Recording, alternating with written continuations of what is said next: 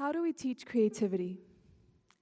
In 2019, upon my return from an Art, Technology, and Society festival, I asked my colleagues at the upper school to draw the creative process. This is what they drew. The purpose of this activity was to highlight a small detail in the reality of how we address what has been said to be one of the most important skills of the 21st century.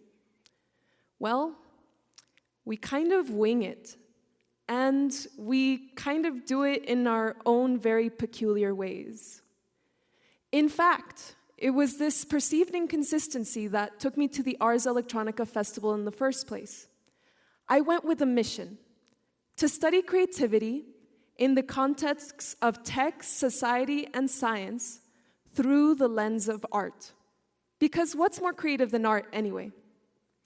My particular interest in this festival stems from my knowing of the long-standing relationship between the arts and science that has existed at their institute for 43 years. The festival itself invites artists, scientists, and researchers from all over the world to a conclave in Linz to confront a specific interdisciplinary theme. I went to as many speeches, workshops, exhibitions, and symposia as I could, taking notes on the creative process. At every second odd that this was some of the most profound scientific exploration I had ever seen, and it was being done with art as its presentational format. It was delightfully human with a touch of science fiction. Projects that push the boundaries of what we even think of as possible, such as the one where a man taught a plant sign language over the period of 18 years. Or the one where members of the audience were invited to do nothing as live EEG measurements controlled the sculpture in the center of the crowd. It is no wonder why Ars Electronica is known as the Museum of the Future. As a high school teacher, I think about the future a lot and how we should be building a future that everyone can live in.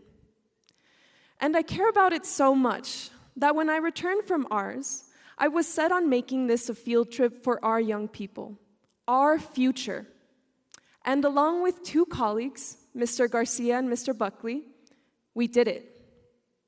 Just 2 weeks ago, we returned from our trip to Austria with 17 students who got to experience the strangeness of this festival. We had a ton of fun.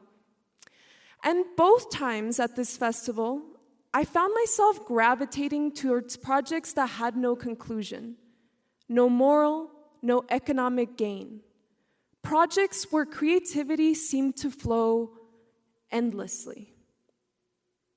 And one of my favorite experiences at the festival was something called the Future Innovator Summit, a conference that invites people from all walks of life to discuss a specific theme using a method known as art thinking.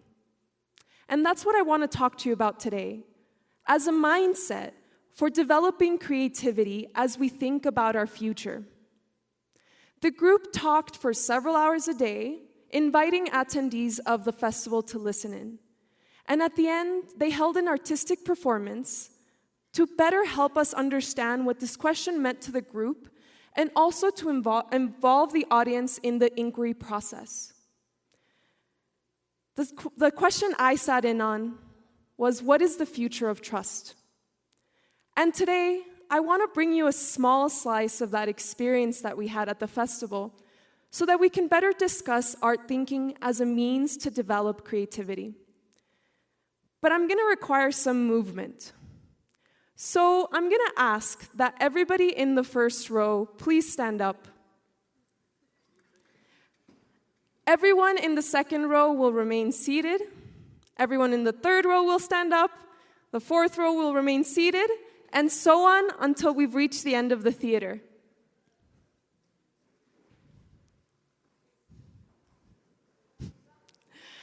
The seating arrangement is certainly a little bit more different than I had imagined it, but we're going to go with it.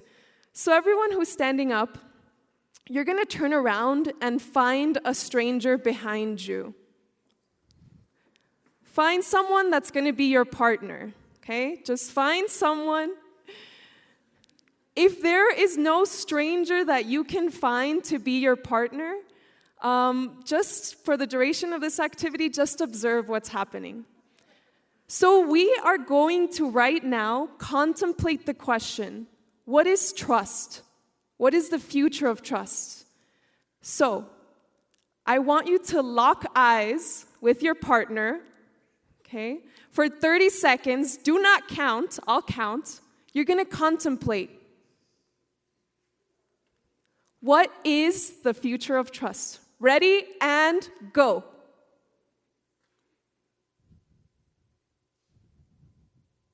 Try not to look away.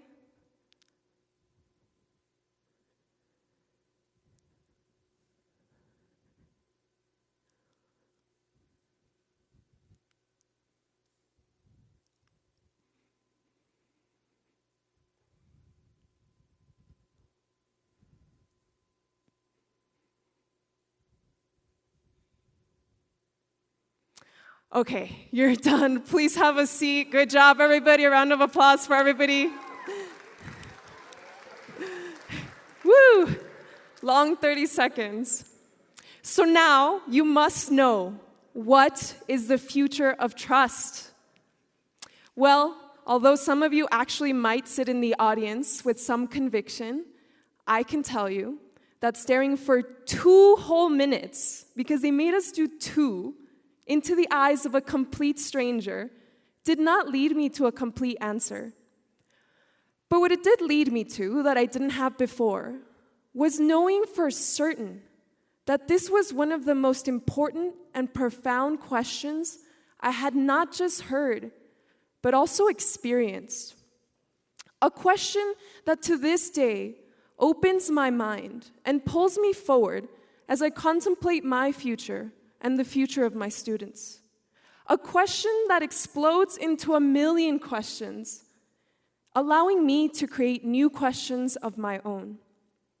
With this simple activity, the space for reflection is created for us. And with this, you learn one of the most important things about art thinking. Art thinking is about the process, not the outcome. In fact, it is a mindset to engage with uncertainty. In this experience itself, in this theater, we had so many unexpected things happen, and some expected things. We had people who completed the activity straight-faced, as I instructed. There were people who completed it red-faced. There were people who could not, either because one partner was willing and the other was unwilling, or because we're sitting really strangely and maybe you couldn't find a partner, or because you didn't trust my counting, so instead of contemplating the question, you were counting, and maybe you were right. We had laughter, we had horror, we had intrigue, and we had annoyance. But in all these experiences, no matter what, we can observe the experience and come back and ask, what is trust? What is trust in this community? What is the future of trust? Even if this whole thing had failed, we would have learned something. Because art thinking is the process of generating knowledge through experience. We need to take these risks, and we need to tolerate error as part of that process. Action is key to exploring open-ended questions. The Future Innovator Summit, from which I adopted this activity, is part of Ars Electronica's Future Lab, a lab described to be one of the most innovative labs along with the MIT Media Lab. I was able to attend a presentation by one of the core researchers on art thinking, and he showed us this image. Within it, we can see a familiar process. I cannot tell you how many different versions of design thinking I have seen embedded in curricula. Chart after chart of the design thinking process done in so many ways, course after course on design thinking. Design thinking is a way to solve problems through creativity. It's a great process. But time and time again, I find myself frustrated with words like creativity. We talk about creativity as if it's just up in the air. We tell each other, you just gotta be creative. But what does that mean? Which is why I'm interested in the process before the design thinking process has even begun, before we're ready to prototype some solutions. We are living in the information age. So saturated, so full of potential, but sometimes the amount of choice can be stunting.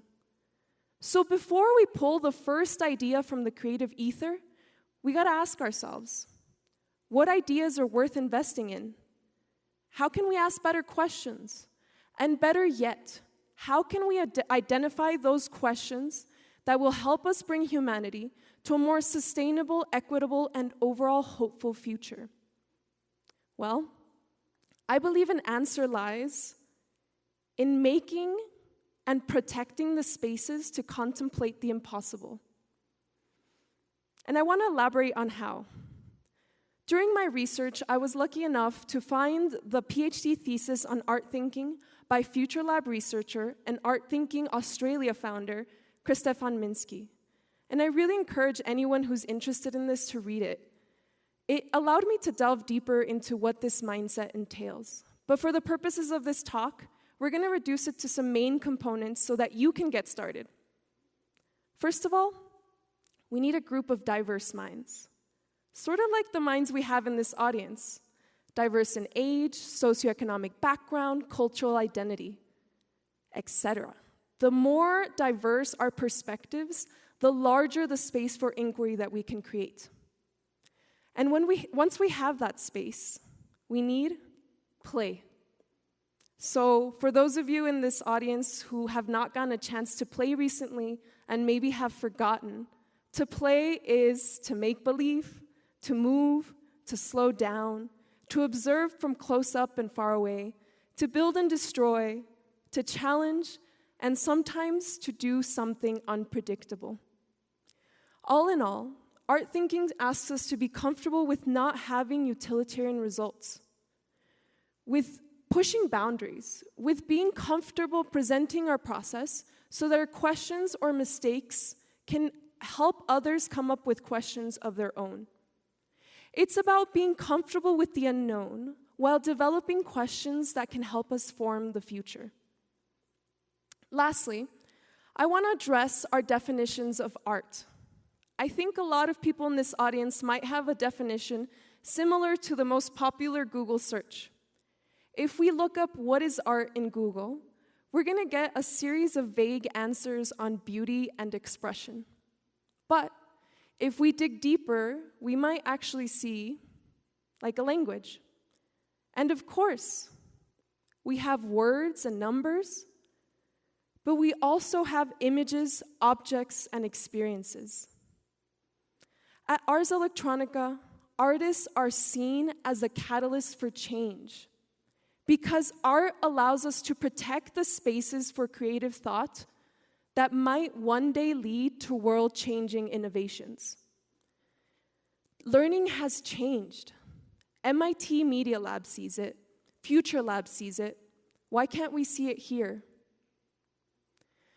Perhaps we have been leaving the future to the wrong, answer-obsessed people who keep asking the same tired questions that get us nowhere. In my classroom, every day, I see people's creativity and how we should be helping them unleash that creativity at every moment. Perhaps the teachers that drew these crazy Post-its were onto something. What impact could our young people make if only we agreed to create and protect the spaces to develop questions in a language that is attainable and universal, in a way that doesn't limit them and make them rush to answers and conclusions? I hope we can continue to develop these spaces and protect them. I know being different can be scary, so I encourage everyone to contemplate the unknown with people different from you. And let go of outcomes. Engage in play. Because the vast mysteries of this universe, which are much, much more vast than any classroom is willing to admit, those mysteries are the source for creating a more hopeful future. Thank you.